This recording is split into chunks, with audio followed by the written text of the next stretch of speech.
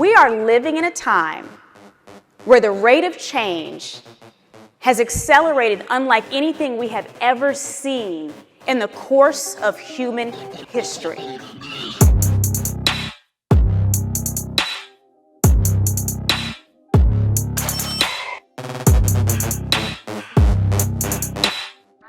I want to make you question everything you believe.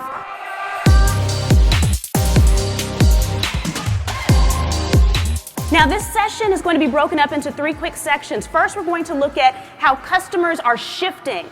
Because if we're going to serve people, we have to understand how they're changing.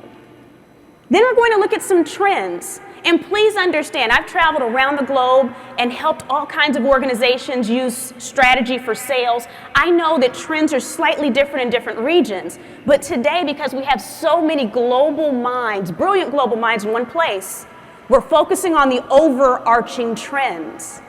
And then lastly, because I don't believe it's helpful to know trends without having tactics, we have to know what to do with this information.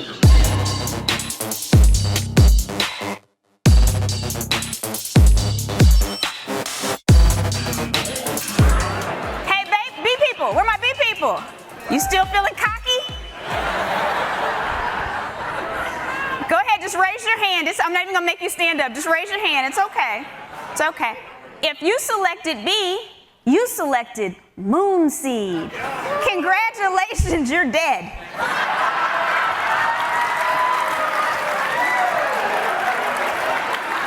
Yikes. The purpose in doing this activity, though, was to show you how the smallest shift or change means the difference between something being safe and something being dangerous. We're only here because our ancestors understood that. And so our brains are still operating like our ancestors' brains, where when we see something new, oftentimes we find ourselves rejecting it immediately. Our brain thinks it's moon seed.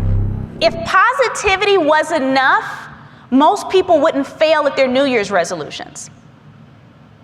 We're positive about those. We feel good about them. We want to do a good job. It's not enough because we're dealing with brain science behind them. So when we talk about neuroplasticity and learning challenges, the longer you've been doing something a certain way, the more your brain is going to resist trying to change and do it a different way. So we talk about leveraging generative AI, ChatGPT, Midjourney, DALL-E, Whisper, all these different types of technologies and models.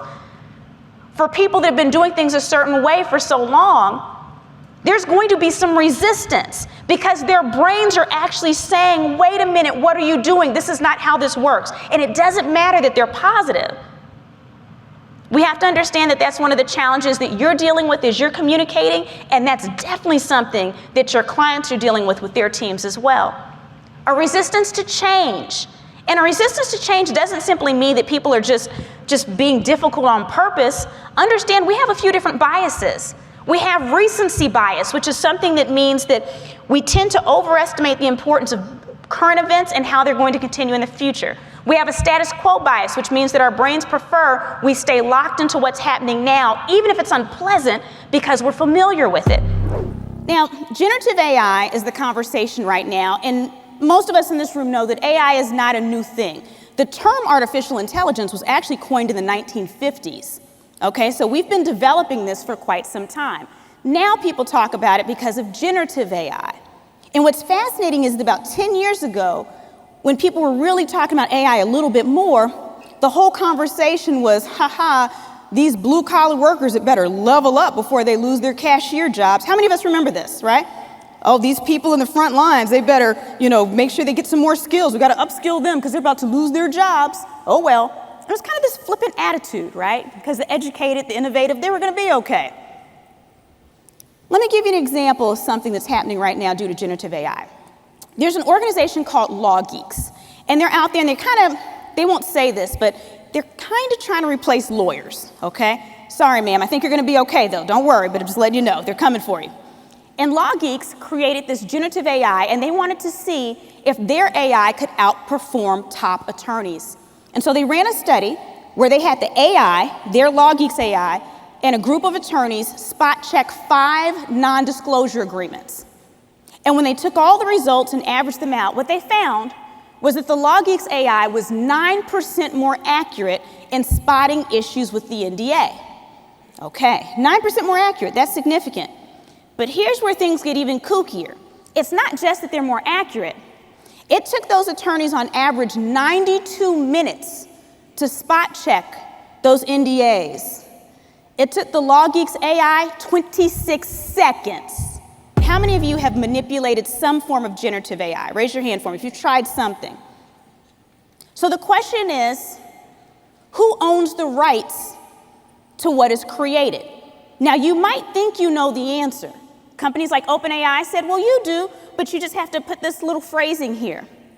Well, I hate to be the bearer of bad news. So last week, I was speaking in Rio de Janeiro at one of the largest intellectual property conferences in the world on generative AI and intellectual property. And let me tell you, there's still a lot of conversation around who owns what. And if you think that we have laws in this country that have really finalized who can get a patent on what or whose copyrighted work that is, you're mistaken. In fact, all the countries right now are trying to figure out what to do with this content. So what that means is you can generate something today, think that you have a right to it, and then laws that come about 2 or 3 years from now might yank something from underneath you.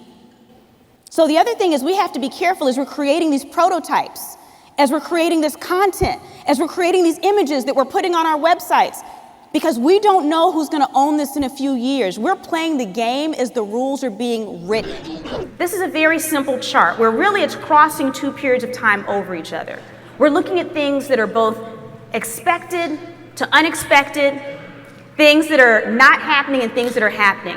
And so when you think about in the planning, things that you expect to happen that actually end up happening, we deal with those things pretty well because we see them coming. It's just us planning for the future based on what we think will happen. The things that are expected and don't happen, we're okay with that quadrant too. You know, I live in the wonderful city of Houston, Texas. Do we have any other folks from Houston here? Yes. It's an exciting city where once every other year the ocean comes on land and tries to kill us. It's really exciting. Do we have any Florida coast people in here too? Yeah, you're with us on that one. And what's fascinating is whenever that happens, when the storm is coming and the weatherman has everyone get prepared, if it doesn't destroy your home as he suggested, people get mad. That's ignorant, right? That's that quadrant, but we'll be okay. Now, the things that we weren't expecting that don't happen, that's our freebie. But where we absolutely get our teeth kicked in is the things that are unexpected but happen to us. But what's interesting about this is that there are very few true black swan events. It's rare that no one expected a thing to happen. Oftentimes, we just didn't expect it to happen. And so now we have to expand the possibilities of what we're looking at that can happen to us in business so that we can cover that quadrant. Data-enabled AR contacts.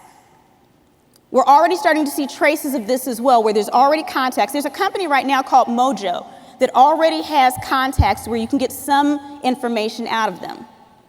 But now we're upgrading this technology. So I want you to imagine, just about in any industry, what happens when you look at a thing and you get all the information you need about this item? What does this mean for farming when you're looking at your crops, when you're reviewing your machinery and you see that something needs to be fixed? What does it mean when you don't have to have that specialized knowledge once again, because now immediately at the tip of your eyes, you can get all the information you need? Does this change education? When you can access information this easily and it's popping up in your head or at your eyes what you see? That's something we have to consider. But here's the other question. How is anyone a specialist when everyone can tap into all information?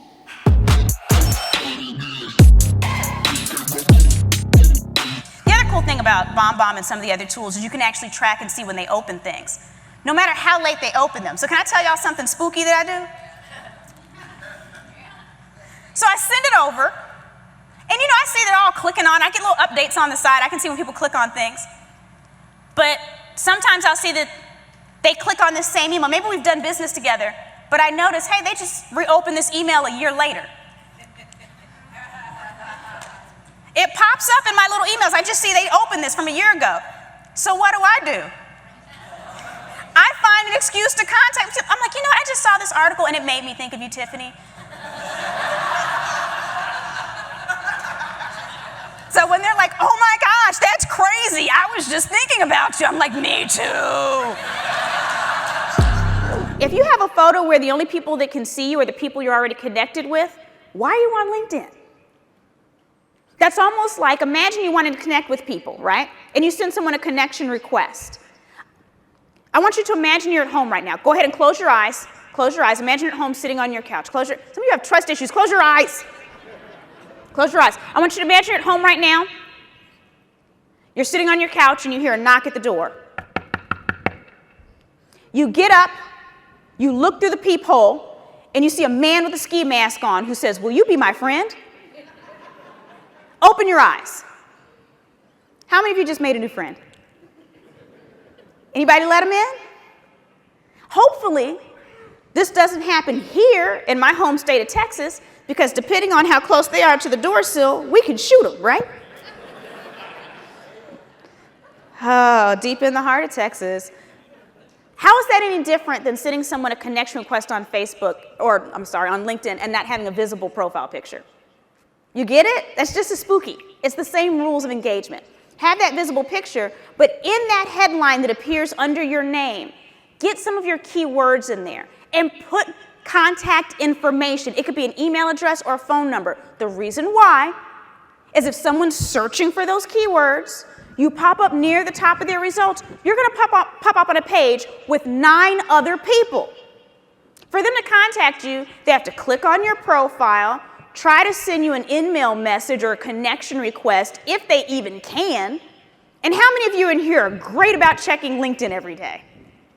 Exactly. You'll miss it. So having contact information right there when all the results pop up, you're already saving them time. They already like you better. We've been waiting to be told what to do.